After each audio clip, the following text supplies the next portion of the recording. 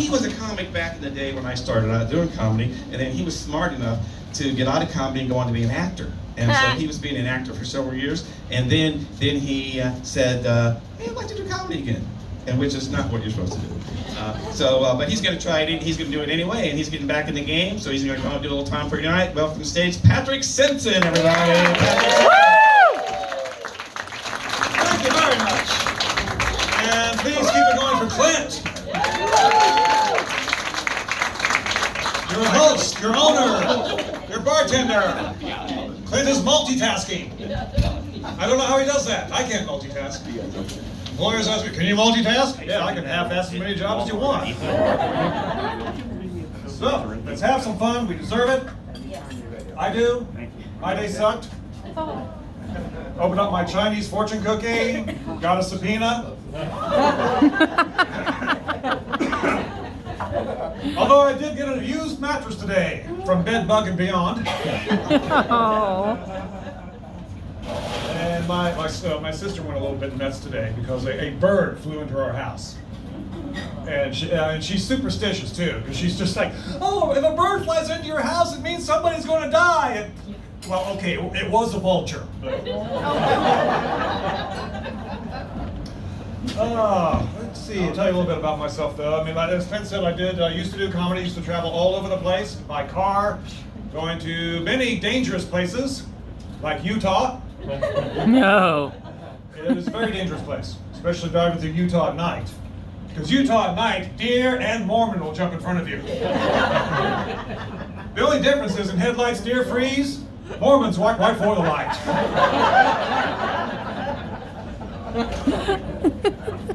Well, since I quit comedy, I've tried to keep my hand in show business. I used to manage a transgender country band, the Chixie Dicks.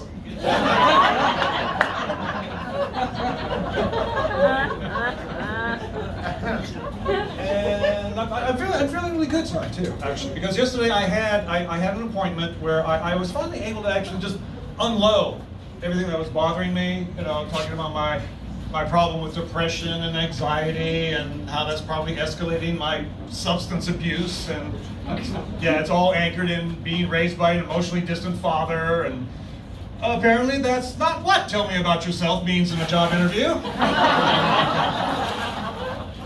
That's another one I'm not going to get. I never know how to answer those questions. Where do you see yourself in 5 years? Probably still looking for a freaking job. Oh, so I need a job bad. Getting broke. Yeah, money's tight. Next friend of mine gets married, they better register at Goodwill. Which is not a bad idea, actually. If you shop right at Goodwill, you can seem really generous. He's like, well, what do I give my brother for 15 bucks? Oh, hey, a couch. And, you know, you just got to keep trying, keep plugging away. You know, it's like my mom used to say, if you stop believing, a member of Journey dies. Apparently, a few of you are in favor of that. But you know, I decided to do this again because, you know, what the hell? I'm getting older anyway. Why not? And I know I'm getting older. I'm lucky in a lot of ways. I don't look my age. I still have my hair. Yeah. But I have lost teeth. I wear partials. So, and you know, losing teeth, that looks worse than, you know, losing hair. Because nobody looks at a bald guy and thinks, well, he just never brushed his hair.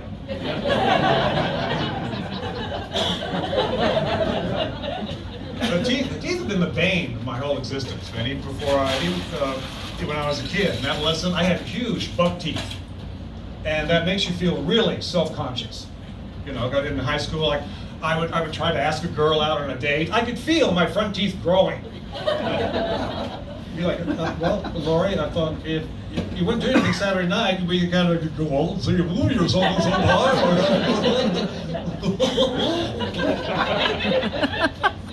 And my folks did go take me to an orthodontist to see about getting fixed. Yeah, they did. And the orthodontist examined me, told my folks that, well, you know, we can straighten his teeth, but he's always going to have a little bit of an overbite. So my dad, being a very practical man, said, fuck it. Bought a color television instead. Because they come with a guarantee. But I've tried to have fun though. You have to have fun with things like that, man. I had a tooth fall out. I just give it to my niece. Here you go. Fuck with the tooth fairy. Yeah. But lately I've really been experiencing one of the really annoying side effects of getting older. Mailings from AARP. Oh, this is not going to be the demographic for this. But it's constant mailings. Yeah, you get them? I know, and I understand their aggressive recruitment tactics because I'm sure their membership has a tremendous turnover. But how do you like the little gifts that they offer to you? Like, join now, you get a tote bag. Oh, you're going to have to sweeten that pot. I won't sell for anything less than those sneakers they fasten with Velcro. Actually, I have an aunt who has triple ARP. She gets roadside assistance if the tennis ball blows out on her walker.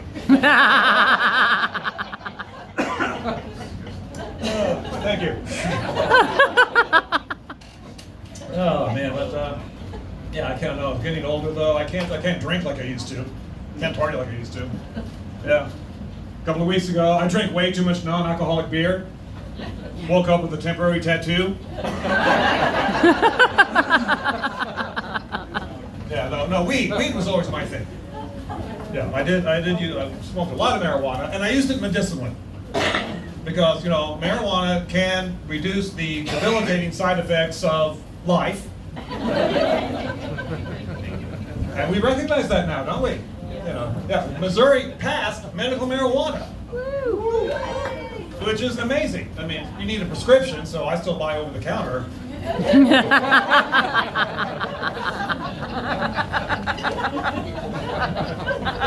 But this is a golden age for getting high.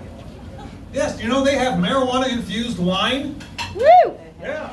Which begs the question, what vintage goes with Doritos? I'm all back. One thing I did to do last night, though. Last night I was really thrilled about this, though. I saw Alice Cooper in concert. Yes. Yeah, and I know. And I saw him as my fourth time seeing Alice. Saw him at Starlight, and I absolutely love seeing classic rock acts in concert because you don't have to stand all the time. Yes. People being out there going, "School's out for the yeah."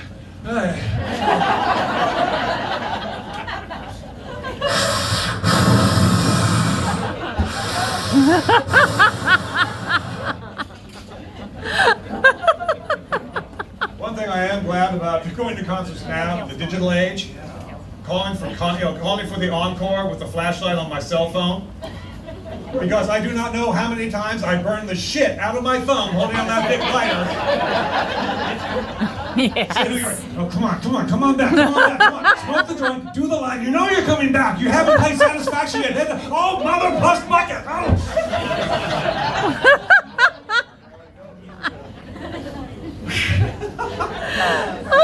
It's true. Interesting thing about Alice Cooper. Do you know that he is a recovering alcoholic? Which I think is a dumb phrase, recovering alcoholic, because that shit doesn't end. Nobody, hey Bob, haven't seen you around the office lately. Well, I had a touch of the alcoholism. Oh, you're not still contagious, are you? Oh no, I've recovered. Wouldn't that be awesome though? Could you imagine going to an AA meeting and there's a rock star there? And all the other members would be sitting there listening to his stories going, well, maybe I didn't do so bad after all. Well, all I did was lose my family. I didn't blow up the Marriott. Oh, well, let's see. What else to talk about here? I'm married, and very happily, for the most part. I mean, I know I can be annoying. I swear, some days my wife just has the one finger.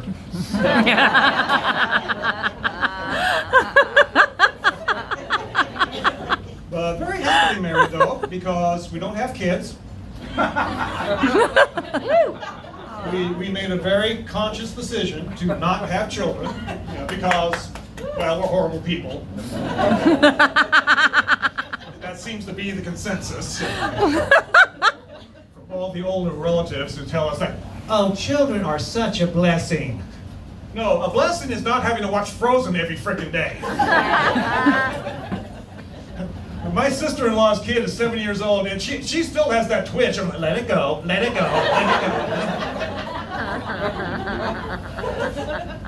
But I feel that, by us not having kids, we're balancing out all these people who have, the people you see on television who have septuplets. Yeah, not a generation can go by and, this is some show about people raising 6 kids they had all at once. I mean, you have 6 kids at once, you've had a litter. At that point, you should just put the kids in a box at the end of the driveway. Free babies. Someone will come by going, oh, I'm going to call him Pepper.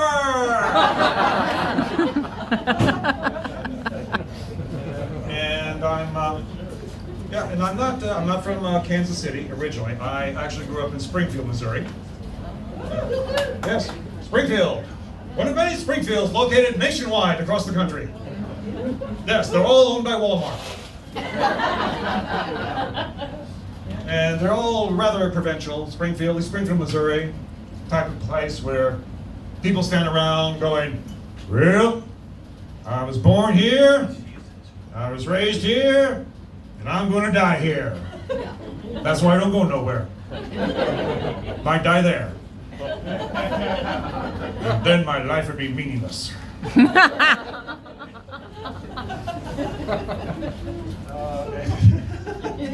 They're very uncomplicated people in Springfield. The PBS station shows Hee Haw. And I was raised, of course, in a very, very white bread Protestant Baptist church. Very, very white bread. The communion service was buffet. It's like, take, eat. This is my body. It's a casserole. And very, very religious people down there, kind of people who are still weirded out by LGBTQ community, and which it was something that never bothered me growing up, because when I was in high school, I was a theater kid. Yeah. Right. I mean, do I play football? No, I did theater. And there were kids in the theater class. They didn't come out. But our high school put on musicals. They didn't suck. There were gay kids there. And they told us who was gay on the football team.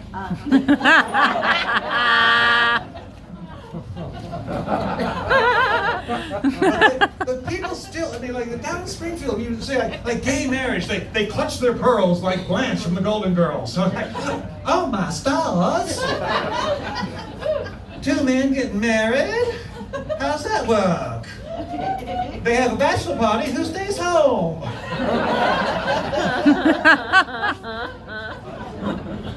And but they cannot imagine people in the anybody in the Midwest being gay. They cannot imagine some farmer out in his field going, looking pretty bitchin' on them overalls, bud.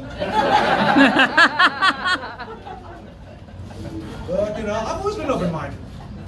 It's like the one time I told that one person in the men's room, like however you gender identify yourself is cool. I accept you and I welcome you. And she said she was the janitor and she'd be done in a minute. Well, hey, listen, I've been a lot of fun. Thank you. We'll return to your regularly scheduled bartender and host right now. Thank you. Simpson, everybody.